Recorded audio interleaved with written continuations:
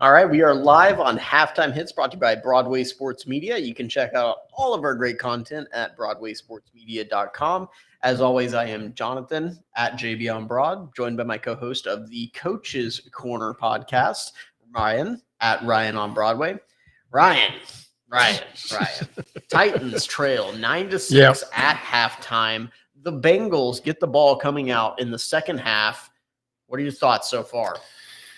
Well, I guess I shouldn't be shocked that the Titans offense comes out slow and a little stagnant, missing on some plays, blowing assignments, missing AJ on a wide open shot that would have broken this open. But they did get one drive that was successful there, ending in the King Cat touchdown. So at least that's there. Obviously, we'll probably get into the 2-point conversion decision here in just a second. But, for as bad as the Titans offense has been, outside of a handful of plays, the Titans defense has been really spectacular today. And I mean that, like really spectacular. This is great. Yeah, Titans have had 5 sacks in the first half. I mean, they're on pace to get 10 in the game, but ultimately they're down 3 at the break. And when you talk about that, it's a little bit maddening. And I want to talk about the offensive performance because obviously the big talk coming into the game was Derrick Henry and how is he going to impact the game. I mean, in the run game, let's talk about the offensive line, the run game. That's your expertise. What are you seeing there? So they need to run left more. I know that's about as basic as I can make it, but I mean it. And they seem to be getting some flow there out of the linebackers, not getting up to it. Derrick Henry needs to get going, but he's not failing. There's not a whole lot of hits in the backfield. They just need to stick with it a little more for the run game. I think that where they're missing is that the run game obviously isn't breaking those large runs, but those will come. I mean, this is how Derrick Henry operates. This is how this offense operates. I posted during the game from the Coach's Corner account that this feels like Derrick Henry's one break outside away from breaking this out, or one cut, I should say, actually. What's happening is they're not sustaining their drives by completing the passes and getting things going. So it's kind of tough in those situations. I don't think necessarily they're doing anything wrong. I just think that when you go against a team, they're going to stack the box. They're going to really key in on Henry. You have to execute a little better there and give yourself longer drives to execute. So I don't think anything's really wrong. Obviously, with the tight, I'd see a little more if there was a misstep here and there, but it just doesn't seem like they're having a failure at the run game. They're just not sticking with it enough. Yeah, and let's stick with the offense here a little bit. And I know we had the 2-point conversion where the Titans decided to go for it, come up real short. Know somebody on Twitter, Zach Lyons, F Words Pod, very adamant. It was about 5 inches. So, I'm not going to dispute that. I didn't have my ruler out. So, what did you think about the decision to go for 2? So I love the decision, hate the result. And I think that that's what you have to go through in life. And you're famous for saying on this podcast, our podcast on this show, is that a good decision is a good decision regardless of result. I think you have a chance to try to grab any kind of momentum there back after your slow start. You have Derrick Henry. I'm always a fan of giving it to him with 1 yard to go. I would rather see them, again, run left in that situation. Or I think there was a suggestion on Twitter, forgive me for not knowing the handle right off the top of my head, that asked me and Mike Miracles and a couple others if you would have liked to have seen the zone read with Tannehill boot off of it. Sure, maybe, but you can't argue with giving Derrick Henry the ball. Now, I hear you out there. What does it matter? It's 1 point. I get it, but you're also tied 6-6 and your defense is playing like they are. You're having a field goal fest basically out of the Bengals thanks to your defense. Try to take your advantages where you can, because you know when that 1 point could really make a difference. Obviously, that kind of contradicts the why not kick the extra point. But again, you move it closer, chance to gain some momentum. I see there no real risk there with a greater chance of reward. So I like the decision. Don't really like the result or the play call. Yeah, and so let's shift over then, because I think that I see some comments here about Todd Downing. There's some expletives there. Watch No Flags film. Yeah. He broke it down. He's not that bad. I'll sit here and say that did he call the greatest first half? No. Probably not. But what I will say is that the culprit for the offense in that first half is none other than Ryan Tannehill. Yeah, he's got to make better throws. He has missed open throws. He has made one. And look, Kari Blasingame needs to catch that ball. Let me just start out by saying that. But that's a weird spot. Trust me, if you've ever tried to catch a football in that motion, it's a hard catch. But at the same time, he's got to catch that. But Tannehill, outside of that throw, his incompletions were absolutely on him. Overthrowing A.J. Brown, underthrowing A.J. Brown, even the catch to Julio Jones across the middle was behind him. So when you're talking about, I know Titans fans out there love to talk about the national media attention. And, it always comes down typically that the belief in Ryan Tannehill is lacking. And right now in that first half, he's not doing anything to make that go away. Nope. And I hear y'all. It's not that Todd Downing called it a spectacular game, but at the same time, it's really tough as a coach and as a player to get in rhythm when you're having your quarterback that's not hitting those throws, and when your run game isn't exactly popping just yet. Again, it's just not quite clicking. Now, I expect it to in the second half because this team, for whatever reason, is a second half team. Well, when they're in these type of games. Yeah. Well, and that's always the thing. When you got a guy like Henry or anybody that's running the ball, you want to wear them down in the second half.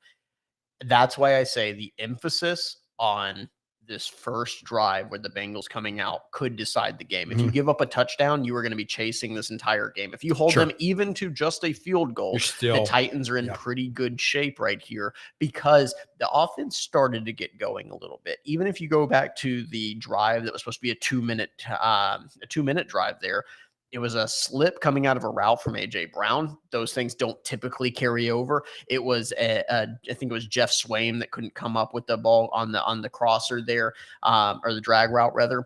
And so these are things that typically aren't going to carry over. The offense is starting to move the ball just a little bit. So ultimately, I think Stoney Keeley here from Facebook may have the best comment here, and that is just you need more alcohol because this second half is going to be a wild ride. Whether you're a Bengals fan that has hope right now, more hope than even you had coming into the game because you're leading by 3 and getting the ball in the second half, or you're a Titans fan that sees, I'll just be honest, watching this game, having watched the 2000 Ravens game, the 2008 Ravens game, where you were the better team, but you kept shooting yourself in the foot and the team just hung around. The other team, which is probably not the better team, hung around and didn't have those critical errors. Because right now, that's what it looks like. That's what I see right now. And it's not looking great if I'm a Titans fan right now because of those things. And I'm having a lot of PTSD. Yeah. Notice we're not having to talk about the defense a lot because defense is playing fine. There was the one drive where the Bengals drove it a little bit, but outside of a couple plays, I think what is there 7 point, I don't remember the number of their yards, their average that they're getting here. And there's that 157 yarder to Chase, but they've held him in check. It's Higgins that's getting you a little bit, 5 for 71. So the defense I think is doing a very excellent job. So this offense just needs to come back to its core. And it's not, I don't think they need to make any drastic changes to their game plan or scheming. I think they just need to execute their scheme. I really haven't seen that a consistent execution yet from them. And again, that's the fear with the Titans that you don't have to execute the scheme and then you shoot yourself in the foot. And they've kind of done that a little bit with the Tannehill early interception and then the missed throws. So I expect in the second half for them to not really make any major changes, but come out and execute more. And I think that they can get back.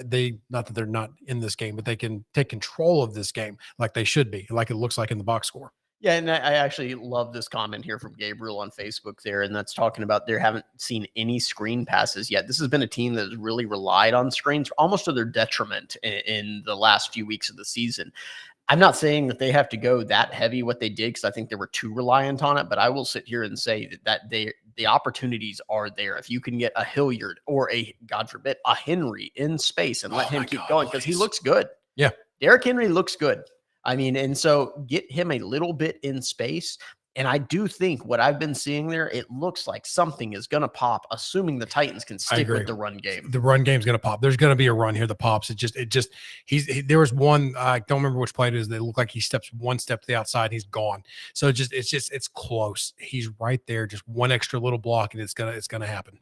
Yeah, and so we talked about that you had no excuses coming into this game because this is ultimately the most that it's going to be stacked in your favor that you're probably ever going to find on a Super Bowl run. The question is whether the Titans can win a Super Bowl without an elite quarterback. And I think that that is possible, but I will also sit here and say that they need more out of it than what they are getting from Ryan Tannehill right here. So I will say that the Titans have one half to really define what this is going to be. And that's the legacy of this team right here, because the window of opportunity when you build around a running back is a whole lot more limited than having that franchise guy. Tannehill does not have to be Patrick Mahomes, Aaron Rodgers, or even what Josh Allen or Burrow is probably going to be. But he's got to be better than what he has been. And he has one half to really define himself as, hey, this is a guy that has reinvented himself coming out of Miami as the Titans quarterback and can be that symbiotic relationship with Derrick Henry.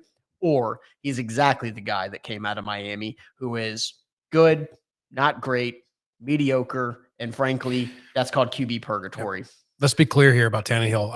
I see a comment here. Does Tannehill look skittish after that interception? I don't think so. I think he actually improved after the interception because he did dip after that, but he's on a climb back up. I just think, again, this offense needs to get in a better rhythm and needs not quit slipping in routes, dropping passes, having bad passes. And you're going to see a different Tannehill, a different offense, a different Henry in the second half. Those little things. It's just, I know that sounds simple, but it really is just that simple. This team, this offense is good enough to win this game going away. So, do you think this first half or this first drive coming out of the half is a big drive? Huge. It's absolutely you huge. Called it out that if you let them score a touchdown here, you're playing from catch up. It's not over, but now you're playing catch up, and your game plan has to change a little bit.